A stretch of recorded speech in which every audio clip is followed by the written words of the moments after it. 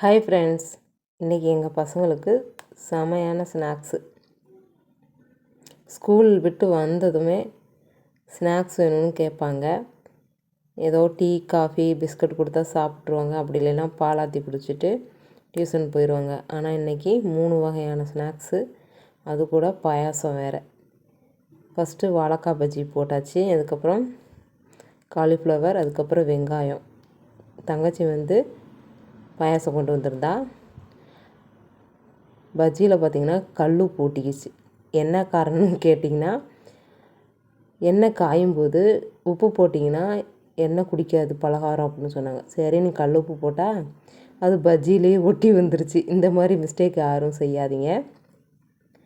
சூப்பராக ஆனியன் பக்கோடாலாம் போட்டு அருமையாக சாப்பிட்டாச்சு. உங்கள் பசங்களுக்கு என்ன ஸ்நாக்ஸ் செஞ்சு கொடுத்தீங்க அப்படின்றத சொல்லுங்கள். எங்கள் பசங்க செம்ம ஹாப்பி.